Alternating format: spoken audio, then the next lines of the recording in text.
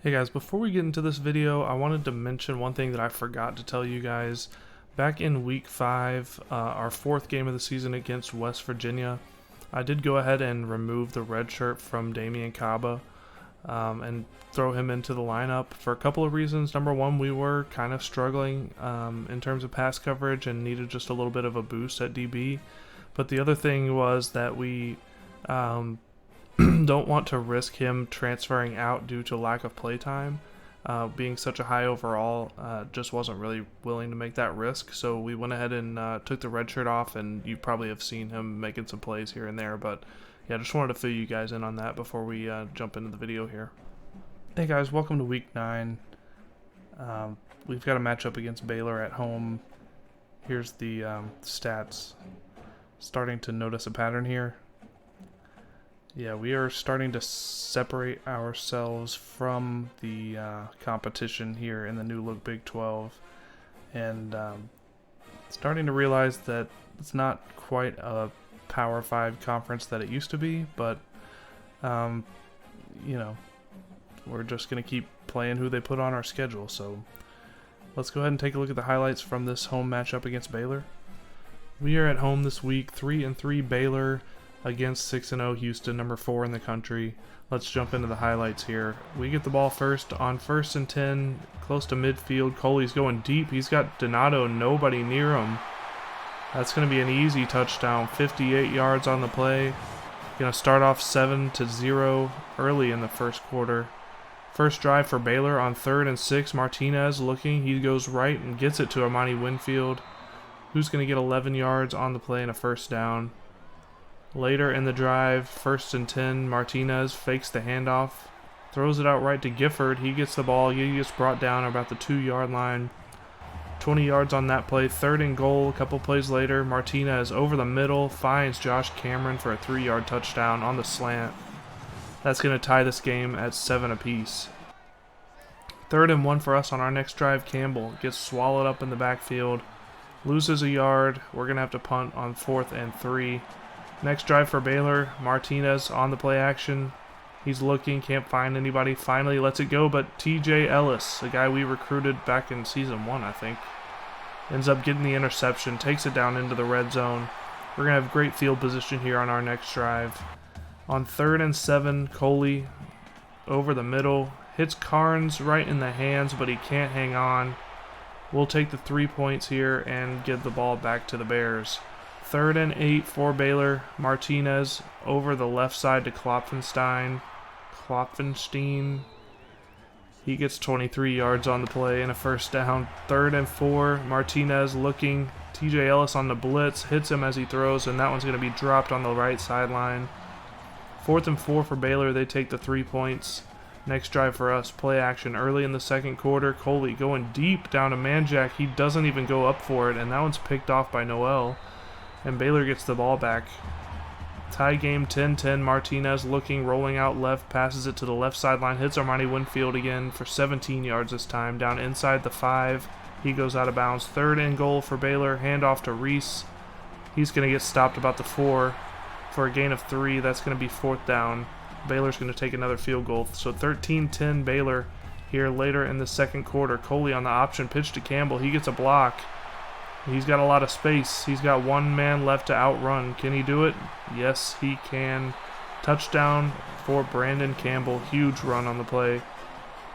That's going to make it 17-13. 2 minutes left in the half. Martinez drops back on 3rd and 8, and TJ Ellis once again. He gets the sack this time. And the sophomore is really showing out today. Pass over the middle on our next drive. That's going to be caught by Matt Burns for a 3-yard touchdown. And we're going to take a 24-13 lead going into halftime.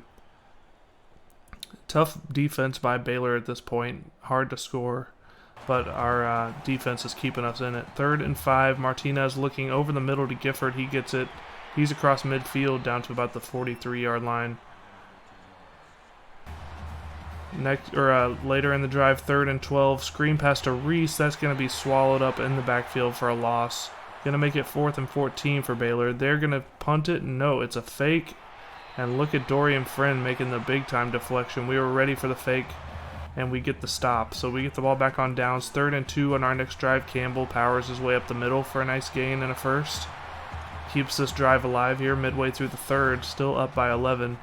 Coley drops back. He's looking. He goes to the corner route. It's man jack, but that one's jumped, and Williams the third is going to get the pick. He did not have to run over that man. He was being blocked.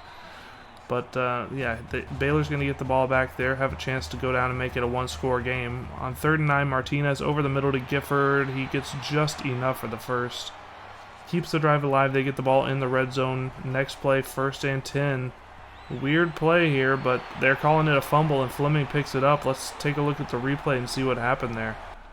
So it looked like he was doing a little toss play, which was dropped, and that is a fumble. It was a backwards pass. So we get the ball back here in the inside our own 20. But Campbell makes a move on the run. He's down the right sideline. He gets out near midfield. That's 32 yards on the play. Big time run there for Brandon Campbell early in the 4th.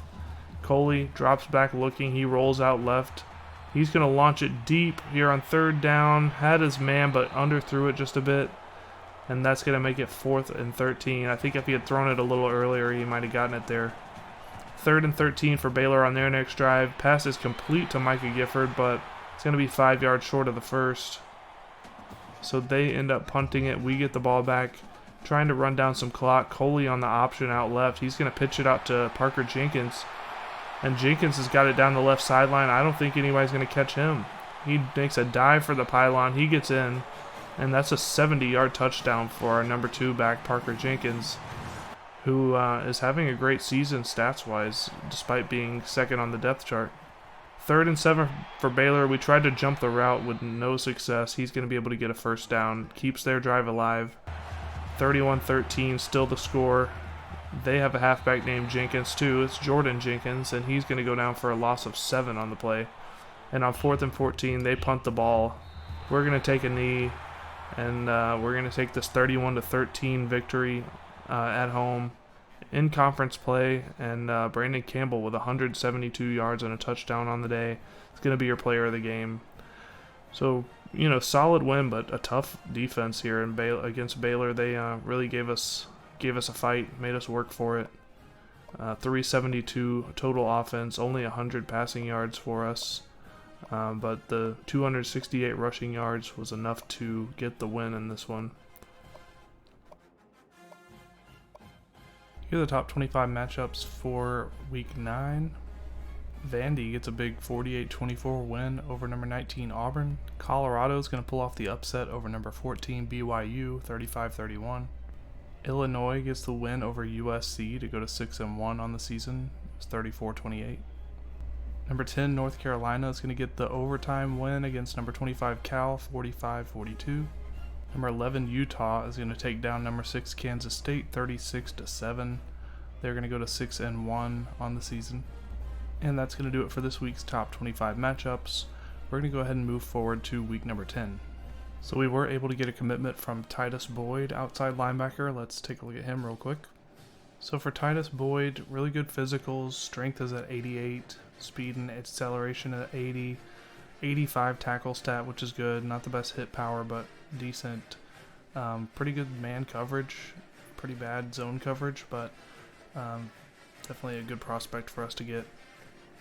And that's going to be it for this one. We will see you guys in the next one.